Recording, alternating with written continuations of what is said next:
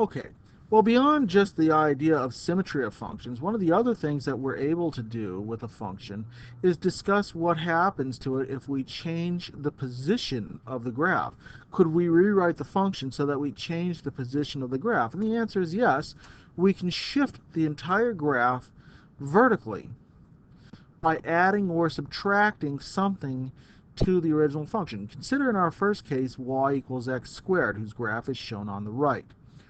Well, if I added 2 to y equals x squared, what would happen? Well, let's take this graph and let's just take a look. You can see that by comparison, the graph shifts up. And this should make sense, because what are we actually doing here is that we say that, for example, in this case of this second function, if I were to take x equals 0,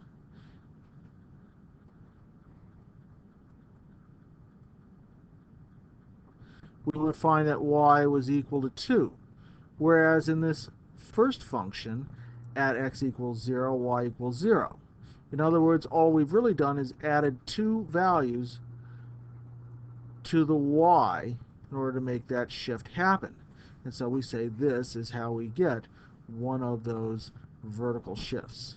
All right, well, what about shifting it downward?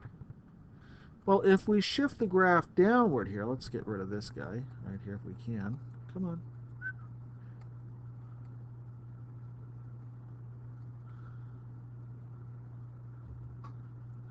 Let's take a look at what happens to this one. Y equals x squared minus 4. What should happen? Well, yeah, the entire shape of this graph should be shifted down by 4. And sure enough, it is, right? At x equals 0, y equals negative 4. At x equals 2, y is equal to 0. That makes sense. What's happened is that every single point on this graph has been shifted downward by some number 4. Right? So it's as if what we've said right here is that take whatever the y value is from our graph at every single point and shift it down by 4. Get it? So this is a vertical shift. How about a horizontal shift? Could we do that? Oh, sure, why not, right? Let's talk about, no, come on, doesn't seem to want to cooperate here. Let's shift this graph down. There we go. All right. How do we shift a graph left or right? Well, in this case, we shift a graph left or right by adding or subtracting something to x within the function. Now, I know that seems like a weird concept, but let's consider the graph of y equals x cubed. In the graph of y equals x cubed, we know that the graph, for example, will go through the points like, let me get my pen going right here, it would go through points like 0, 0. It would pass through 1, 1. It would pass through 2, 8. Here, let me mark 2, 8 here. It would pass through negative 2, negative 8. Right? So we might ask ourselves, well, what's going to happen if I shift the graph, if I subtract 3? Well, remember, at x equals 0, y is equal to 0 here. But if we were to put in x equals 0, we're going to get negative 3 cubed, which is negative 27. So we might ask ourselves, well, where do we actually get a 0 for x minus 3? Well, x minus 3 is equal to 0 at x equals 3. And if we were to put in x equals 3 into this function, we would find y is equal to 0 in this case. So conducting the shift right here with this graph moves it to the right by 3. So in other words, subtracting a constant from x inside of the function is a shift to the right by that amount. So what does that mean for our other graph right here? Well, if I try y equals x plus 2 cubed, we should be able to shift to the left by 2. And sure enough, it does. So our graph shifts left or right by adding or subtracting to the x values right here. Let's look at a few other shifts. We can reflect a graph by subtracting a negative, by adding a negative in front of the function. And this is going to be reflecting vertically. That means the shape of the graph should be reflected up and down when we look at its shape right here. So let's take a look right here. I have y equals x squared plus 1. I consider this my parent graph.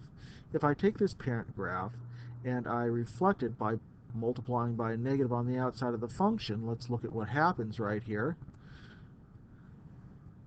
We can see that the shape is reflected as if it were a mirror about the x-axis. We call this a vertical shift, and we say that a vertical reflection, that negative, changes the view of the graph, so that every x value that you would have put in the original function is going to result in the negative y value of what you would have resulted in the original function.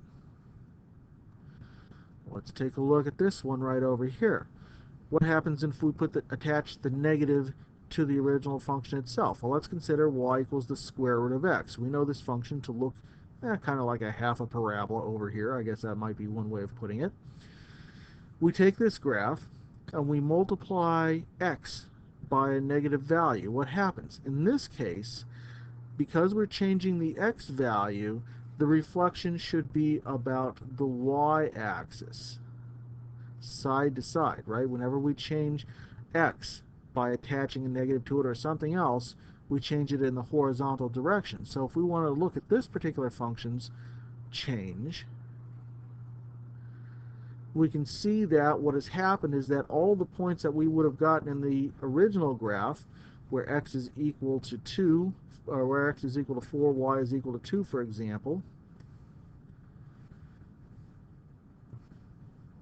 in the original graph is reflected so that in the graph on the left, when x is equal to negative 4, y is equal to 2. And this should make some sense too, because if you recall our discussion about domain, in this function, the domain is all values of x that are greater than or equal to 0, whereas if we take this function and set negative x greater than or equal to 0, we find that the domain of this function is all x less than or equal to 0. So it should make some sense to us in that regard. One more kind of change that we can make to a graph is by multiplying a function by a constant other than 1. So if we consider the graph of y equals x squared, let's consider a function like y equals 2x. If we look at the original function right here, this is the kind of function where at x equals 1, y is equal to 1. Same thing with negative 1. When x is equal to 2, y is equal to 4. And when x is equal to negative 2, y is equal to 4. It's an even function. What happens when we multiply that function by a factor of 2? It changes all of the y values by a factor of 2. So in the new graph, at x equals positive 2, instead of being through y equals 4, y will equal 8. Right? We've doubled the y value that we would normally get. At x equals 1, y is equal to 2.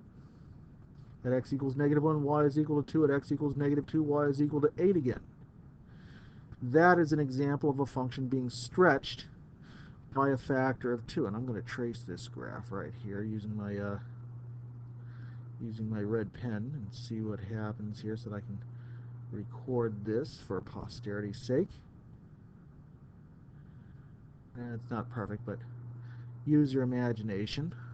Okay, well, what happens if I multiply by 1/2? Well, if we do that, what should happen is that our graph should now shift. Oh, come on now.